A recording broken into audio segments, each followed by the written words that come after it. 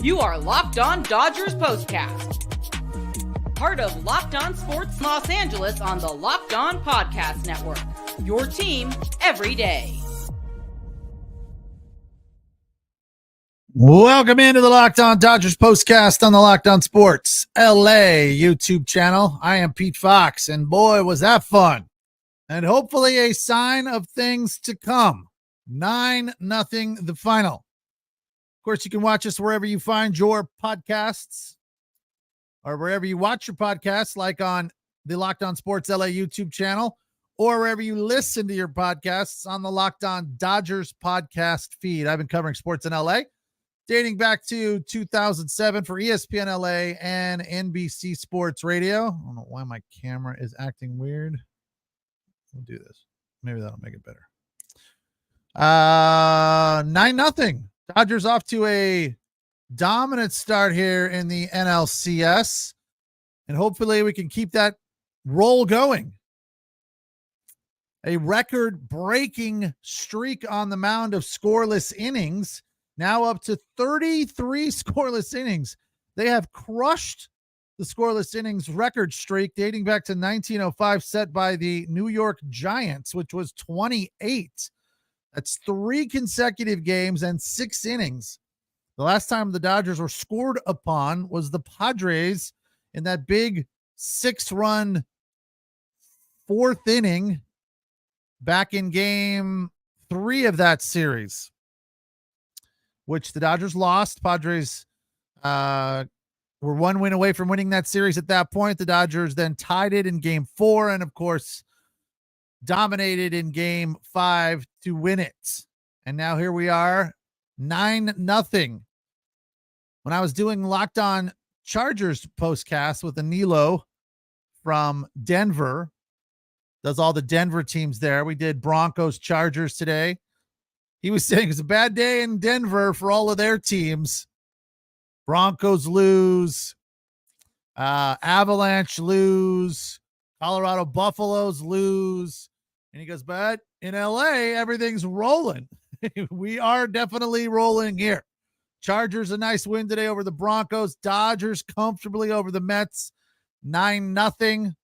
Sadly, the Trojans lost yesterday, a game they should have won, falling in overtime to Penn State 33-30. But anyway, the point is, during that Chargers postcast, Anilo was saying that he was a Mets fan, even though he covers Denver for work, the Rockies. I guess if you cover the Rockies, you need to be a fan of another team because it's just not fun to be a fan of the Rockies. So he's a Mets fan, probably from, family. It's where he's from, apparently, or something like that. Anyway, the point is, what is the point? Oh, he asked me how I thought the series was going to go coming into it, like before the game started. I said, look, I feel like today we're going to get a similar outing from Jack Flaherty that we got from Yamamoto. In that, I mean, better than his last time out. Find his footing a little bit more confidence, a little bit more energy, a little bit more dominance. And boy, was that right on the head. I nailed that one. I didn't think it would be 9-0, but I did think the Dodgers would win this one fairly comfortably. I really appreciated the fact that for once, the Dodgers were the team with not a lot of rest and a lot of momentum. They won that series against the Padres on Friday night. They celebrated.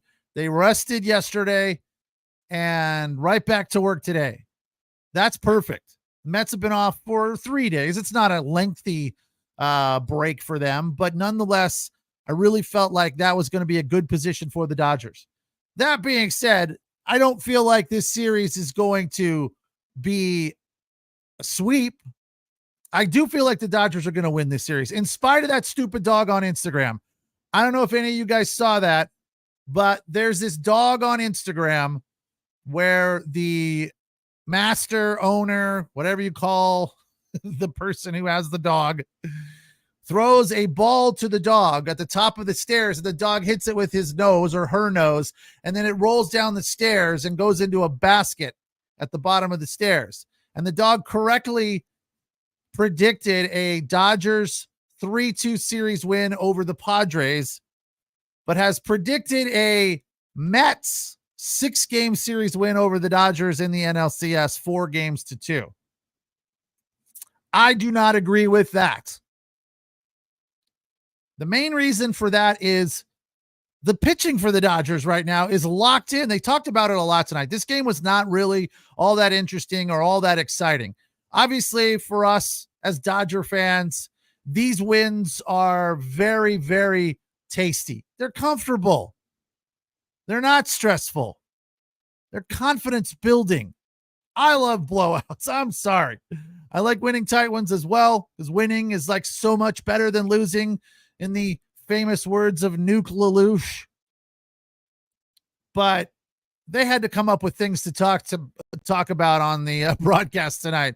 Joe and John Smoltzy, that nobody likes because he's old school, doesn't buy into all the analytics crap. But one of the things he brought up that I thought was interesting was that the Dodgers coming into this series have gotten things rolling, and you can kind of brush off and forget about and turn the page on how they perform down the stretch of the regular season. Not collectively, but individually. Oh, he wasn't so good here. He wasn't so good here. We talked about it. I mean, we were getting into every single game right here on the postcast on the Locked On Sports LA YouTube channel. And I'd have to remind you, and you'd have to remind me, that it's not about this game. It's about where they finish in the series and how they get into the postseason. And, you know, as long as they are still atop of the West, a loss here or there is not going to really mean all that much. It's all very true. You can just forget about that stuff now. It is absolutely, literally meaningless. And the fact that what we're watching right now is bullpen dominance and starting pitching success, longevity. Look, getting 7 out of Jack Flaherty is a gift from the gods. That is not something anybody expected, I don't think. How funny is that? Someone goes 7 and we're like, oh my God, it's amazing. 7 innings, 2 hits, no runs, struck out 6, did it on 3 different pitches. First one was the knuckle curve, then the slider, then the 4-seam, then the slider again, and then 2 more 4-seams for 5 and 6. And Smoltzy pointed out, I think very accurately, that yes, Flaherty used the off-speed curveballs, the spinners, slider, knuckle curve, to his success to keep the Mets off balance. But it's much like in football. You got to run the ball to throw the ball. You got to have command of the fastball, and that's what Jack Flaherty did so well tonight, hitting spots inside and out, struck out 3 guys with the fastball, but set up the slider, kept the Mets off balance. That's what I really like to see, is that he had command and control. Those were 2 big parts of his success tonight. Maximus says, I'm feeling a lot better since Tuesday. A little less nervous, a little less anxious, a little less stressed and pissed off. I'm with you. I totally agree. Last week was not fun. I had some family drama going on, and you couple that with the Dodgers losing and, you know, seemingly going to get dispatched in the first round by the freaking Padres again. I was just down in the dumps, not in a good mood. So feeling much better now. 9-0 is always welcoming, and it always puts a smile on your face, especially when you spread it out and you get good pitching. They didn't do it all in 1 inning. Scratched 2 in the first. That was big. Then 1 in the second, 3 in the fourth, and 3 in the 8th. They did it up and down the lineup. Shohei Ohtani again, 2 for 4. Mookie Betts, just 1 hit, but it was a big one, a double in the 8th with the bases juiced for 3 RBI. Freddie Freeman still in there, hobbling around. 2 hits, 1 walk, 1 run scored, and an RBI. Really nice night for him. 2 for 3 in all. Teoscar was 0 for. Will Smith 0 for. Walked once, though. That was nice to see. Max Muncy had a hit and 2 RBI, a big hit. That was in the first inning. Got things going for the Dodgers. Right after Shohei went after the first or the second pitch to lead off the bottom of the first. And then we see he's 2 for his last 18. That's without runners in scoring position. He continues to smoke with runners in scoring position. I'll share that number with you after the break. I'm Pete Fox. This is the Locked On Dodgers postcast. NLCS Game 1 to the boys in blue, 9-0, beating the Metropolitans to grab a 1-0 series lead. Thanks for watching on the Locked On Sports LA YouTube channel and listening wherever you find your podcasts on the Locked On Dodgers podcast feed. That's where you find Jeff and Vince doing the Locked On Daily Dodgers podcast. Make sure you check them out as well. Tonight's episode of the Locked On Dodgers postcast is brought to you by Ibotta. Ibotta is a free app that lets you earn cash back every time you shop. Earn on hundreds of items from groceries to beauty supplies, even toys, so you can make sure you're beating inflation no matter what you're purchasing. I love getting cash back, and then it just kind of sits there on your credit card in your account. I know when I purchase stuff on Amazon, I have a variety of cards, and a couple of them get cash back. And every once in a while, they'll be like, oh, you have $20, $50. If you let it add up, you have $100 before you know it. And you want to buy something maybe that you don't need, but you really want. So you feel like it's somewhat frivolous. So it's nice to get free cash back and buy those things gratis. The average Ibotta user earns $256 per year. That can cover the cost of an entire shopping trip, that flight you've been eyeing, or that fancy dinner you've been craving with your significant other. Other apps give you points that don't amount to much. With Ibotta, you earn cash back that you can withdraw to your bank account, PayPal, or gift card. Simply add offers in the app, upload your receipt, and voila, the money is yours. You can save on over 2,400 brands and shop at over 1,000 retailers, including your favorite grocery stores like Lowe's. I know you don't buy groceries at Lowe's, but favorite stores like Lowe's, Macy's, Sephora, Best Buy, and more. Right now, Ibotta is offering our listeners $5 just for trying Ibotta by using the code LOCKEDONMLB when you register. Just go to the App Store, Google Play Store, and download the free Ibotta app to start earning cash back and use that code LOCKEDONMLB. Ibotta, IBOTTA, in the Google Play Store or the App Store, and use the code LOCKEDONMLB. Dodgers get things started with a 9-0 win in the NLCS. Max Muncy got things started with a 2-out, 2 RBI single up the middle on a cutter to give the Dodgers a 2-0 advantage. And then Shohei Ohtani, 5 of 7 with men on, and 16 of his last 19 with runners in scoring position. So he is taking the low leverage numbers and saying, I don't care about those. He's concerned about medium and high leverage. Showed it again tonight. 5 of his last 7 with men on, 16 of 19 with runners in scoring position. So that's the kind of hitting you need from Shohei Ohtani. Laced one off the wall that we all thought was gone. 117 miles an hour that ball was hit. He singled to right in the second. It wasn't a great hit, kind of caught it off the end, but that's where Shohei Ohtani shows you his strength, how talented he is. He can take a ball on the outside half of the plate that is up and still bounce it through the infield. Then in the fourth, singled to right, that scored Edman and made it 5-0. Ohtani got to second there. That was the one. That was only a single. I thought that was a double. That ball was hammered. And then Freeman singled to left to score Ohtani to make it 6-0. And then nothing until the 8th when Mookie Betts doubled to left, scoring Kike, Ohtani, and Kiermaier. It was nice to see Kiermaier get in there, who was added to the roster for the NLCS because Miggy is off the roster for being hurt. And Honeywell is now in the bullpen for the Dodgers, Mr. Turtleneck, because Vesia is out with, I think, an oblique injury. They didn't really say what it was that caused him to go on the IL, but the fact that it was during warm-ups and didn't seem like it was anything major, they assumed that it was an oblique. But that's unfortunate. But for the good news is we still have Bonda in there as a lefty.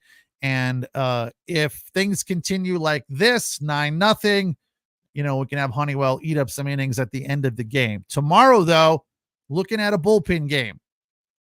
Normally we say that with kind of a note of discouragement. I think we look at it now and say, all right, that looks pretty good from where I sit. Luxy question here from Manuel. What happened to Lux? He left the game with some irritation. I can't remember exactly what. Let me look it up real quick. I can't remember. He did leave the game with some sort of irritation. He pulled something, potentially nothing major, but that's why he left the game. Hopefully it's on here. What happened to Gavin Lux? Exits a game early with an apparent injury, obviously. But what is the apparent injury? Talking to an athletic trainer. I don't know. Some sort of apparent injury. Hopefully nothing. Probably won't start tomorrow versus Sean Manaea, says Bill Shaken of the LA Times. So don't exactly know, but it was an injury of some sort. The thing about Jack Flaherty that looked really nice tonight, one of the things I see when Jack Flaherty is rolling, I don't know if you guys have noticed this or not. The glove thing that he does, that little swirl right before he lets go of the ball or right before he starts the wind up. It seems like there are times when he forgets to do that. And he's not as good a pitcher. I figured that it was just one of those things that he does all the time, no matter what. But there are times when he forgets and he stops doing it. He was doing it all night tonight and obviously was dealing. He had it locked in. So I feel like it would be obvious to anybody that's there in the dugout that, hey, Jack, don't forget your little hand thing. I mean, it feels stupid to say, like something you would say to a little leaguer. Don't forget to keep your elbow up. Don't forget to whatever their hitch mechanism is, their trigger rather, not hitch. That's his trigger. When he's got that glove little swirl going, he is much better. Just more dominant, more rhythmic, more confident. I thought he had a lot of swagger tonight. I thought he was not too geeked out of his mind because they talked about it a lot. Again, they needed to fill a lot of time. This game wasn't terribly exciting, but they brought up what Jack Flaherty is going through. And it's got to be really, really awesome for him. And the fact that he grew up in LA, north of LA, Harvard Westlake, pitched in high school at Dodger Stadium for CIF or whatever, and now is on the Dodgers in the NLCS against the Mets. They said as a kid, he speculated that he went to about 100 games. I'm like, that's like season ticket status. That's there all the time. I mean, if you're a big fan, I would say you go to maybe 5 games a year, right? So maybe in 10 years, 50, that's a lot. He went to 100 games as a kid. That's cool. But to now be pitching on the Dodgers, you really probably have to keep yourself in check. And I think he's done a really good job of not getting caught up in the moment, right? Of, wow, this is amazing. Sold out Dodger Stadium, game 1 of the NLCS, and I'm starting, etc. He just was, locked in, nose down, head down, one pitch, one batter, one inning at a time. And that's what you like to see, right? Stick to the mechanics. Find your groove and stay in it. Dodgers pitchers right now are definitely in a groove. Again, 33 consecutive scoreless innings to break the streak set by the Giants in 1905 of 28 consecutive innings. Something else they did, which is fantastic. I don't know if it's a record, but it's really cool. I'll tell you after the break. as the Dodgers post a 9-0 win over the Mets with 9 hits. I was a little surprised by that. I thought that number would be bigger because they didn't hit a home run tonight. So 9 runs on 9 hits. Very effective, right? Very efficient. The number with runners in scoring position, 5 of 11. Haven't seen that in a long time. That is dominance right there. Mets 0 for 3. Also, dominance right there from the Dodger pitching staff. 9-0 the final. Dodgers lead the NLCS 1-0 as they get ready for matinee tomorrow at the Ravine. Should start a little after 1 o'clock. I'm Pete Fox. This is the Locked On Dodgers postcast. Thanks you for joining me here. You can download us wherever you find your podcasts on the Locked On Dodgers podcast feed. And of course, watch back at any given time on the Locked On Sports LA YouTube channel, the place to hang out when every game is done.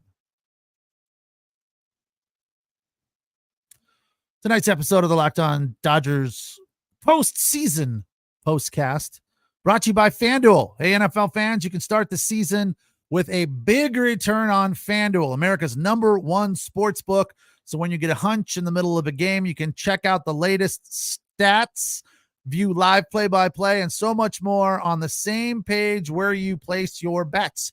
You can start it with $200 in bonus bets guaranteed when you play your first $5 bet. It's on FanDuel.com. I had a friend send me his ticket from tonight on FanDuel that he said in the second inning, this is going to be a tough beat because it was like Senga to give up 3 hits.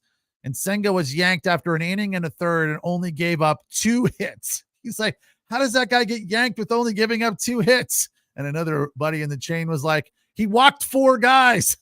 So he was a little ticked in the second inning because I think he had the rest of them, like Shohei to get a 1.5 bases, which he did. And I think it was a winning ticket if it weren't for Senga getting yanked after an inning and a third. So he was a little upset.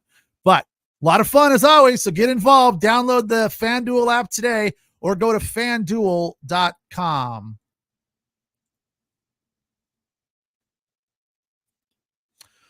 Dodgers take game 1 at the Ravine. 9-0 over the Mets and grab game 1 of this series. Jack Flaherty goes 7 to improve his postseason record to 1-1. Senga suffers a loss, as I just mentioned, an inning and a third, giving up 3 runs on 2 hits while walking 4. Dodgers had back-to-back walks in the first and then loaded the bases in the second inning, which was the end of the night for Senga. I thought that was a ballsy move by the Mets. As far as I'm concerned, I loved every second of it. I was like, how are you running this guy out there? I mean, he's got a grand total of what, 10 innings or 7 innings, or he hasn't pitched at all. He pitched in the postseason one other time for like 3 innings this season. That's it. I'm like, wow, ballsy move, but hey, we'll take it. Here's that stat that is fascinating. In addition to the 33 consecutive scoreless innings for the Dodgers, they also retired 27 batters in a row before a walk in the 4th inning. So that's a perfect game right there. Not in one game, but in 2 games, they retired 27 consecutive hitters. Kike, everyone feels now will be a regular part of the lineup here moving forward through the NLCS and hopefully on to the World Series because he's clutch. At least 1 hit tonight, if not 2. What did he finish with? 2 for 4, 2 runs scored. And here's another remarkable stat for Kike Hernandez: 14 home runs in 75 games, singled in the 4th and in the 8th. So they got it rolling offensively. I don't know that Miggy going down is a good thing for the Dodgers, but they don't lose much at shortstop with Tommy Edman. He's a hell of an infielder and a hell of a baseball player. I appreciate the fact that he is willing and able to lay down bunts. He did it a couple of nights ago. I had it in my notes, forgot to get to it. It turned into a base hit. Tonight, though, sacrifice bunts. At least 1, if not 2. He tried the second one and he fouled it off. So he tried, that was late in the game with runners on 1st and 2nd. Shohei obviously right behind him. He tried to move runners over to 2nd and 3rd, but fouled it off. But laid down a sacrifice bunt earlier that was crucial and important. And the fact that he's willing to do that, and more than anything, honestly, the fact that Dave Roberts and the Dodger coaching staff have that in their playbook. Let's sacrifice guys at a scoring position, play some small ball, in addition to the fact that we know we have the ability to hit the long ball. That's just smart baseball to me. I love every bit of that. So Tommy Edman is the real deal. Love having him on this team. 1 for 3 tonight with an RBI single, which came after the sack bunt. That's good stuff up and down the lineup. Can't feel like there's any holes here, really. Bottom of the lineup is producing. Top of the lineup is producing. What do we, Kiermaier being on the roster is good defensively late in the game. I don't feel like we're missing much. We've talked about this a fair amount, that with Chris Taylor and Kike Hernandez, you've got so many options, and they showed that to you a couple of nights ago against the Padres. They were moving guys. Chris Taylor and Kike Hernandez were switching positions every other half inning, depending on who was coming up. Like, that is good managing right there. Well, we think this would be a better situation for Chris Taylor at third base or second base or wherever it was. And let's move Kike back to the outfield. Then let's switch him up. I don't remember the exact scenario, but just the fact that they were doing that, it's nice to see. And then you add Kiermaier in there because they lost Miggy and Vesia. This team is just complete right now. They're rolling. They're well-rounded. They're confident. They've got momentum. The pitching is going well. We haven't gotten into the details of that beyond Flaherty because I've just been, enamored of his performance tonight, heaping praise on top of his head. But Daniel Hudson came in for an inning, gave up 1 hit, 1 walk, 1 K, got out of it on 20 pitches. Kasperius came in the 9th inning, 12 pitches. Why is it only, that's weird. Kasperius' line is 2/3 of an inning, zeros on 12 pitches. I didn't see what happened there. What happened there? That's bizarre. How can a game be over and it was only 8 2/3 innings? I had left the television and come into the studio at that point. Sean the Bomb was at the game. Gotta love that. Still waiting in the parking lot for the traffic to die down. That's a good wait right there off of a win, right? Definitely don't want to leave early. Sean says, was that the game tonight? What a crazy environment. Very cool. Poor Mets fans with the Lindor shirt in front of me. He was pissed. Smoltzy brought up the scenario coming off of a tough loss like this. And he says a lot of times, and we talked about this off of the game 4 win for the Dodgers, that 8-0 win with the bullpen day to level the series in San Diego, that I appreciated the fact that Dave Roberts and the pitching staff, or the coaching staff rather, kept the hammer down and they didn't let off the throttle. They didn't give the Padres any life late in the game. They continued to bring in their top arms and preserve the shutout and keep the Padres down, keep their foot on the throat. He said a lot of times, a butt whooping like this is easier to turn the page on and move on. Just forget about it, wash it away and move on. True. I agree with that. It is. Yeah. If this game was lost by the Mets 9-8, let's say they were down 6-0. They rallied to make it 6-5. And then the Dodgers put on 3 more and then they added a couple and they lost 9-8, 9-7. That would be a much tougher loss. But from the standpoint of the knowledge that the Dodger pitching staff is not allowed to run in 33 games, and the Mets were shut down tonight, 3 hits in total, 3 hits. That's demoralizing, right? Yes, they are aware that they can turn it on just like that. But I don't come away from this game going, God, I wish we would have won a close one as opposed to a butt kicking. No, I'll take this any day of the week. 9-0 and a pitching dominance performance is just fine for me. Getting Shohei rolling a little bit. 2 for 4. Pretty damn good. Hit one of them 117 miles an hour. The other one he squeaked through the right side of the infield between first and second base. Mookie Betts with a big hit. Freddie with a couple of hits. Need Teoscar to get rolling again, but we know he's capable of hitting one out at any given time. Max Muncy with a key 2 RBI double. Gavin Lux walked and scored, then left the game, and Tommy Edman with an RBI single. So up and down the lineup, Kike with a couple of hits as well with 2 runs scored. Up and down the lineup, everybody just about top of the lineup, middle of the lineup, bottom of the lineup, everybody produced. We could use a little more. It seems like when Teoscar is down, so is Will Smith. When those two guys are hot, the bottom of the lineup is cold. It seems like it goes in shifts, if you will. Top of the lineup gets hot, bottom of the lineup gets hot, middle is cold. It's bottom and middle, and top is cold. So I'll take 2 out of the 3, or 6 of the 9 guys being hot any day of the week. But a nice one tonight. Again, coming back tomorrow early, a little after 1:00 for a matinee there at the Ravine Game 2 of the NLCS. Reportedly, it will be a bullpen day, which I am absolutely completely fine with and confident about. Don't have a ton of worries about a bullpen day.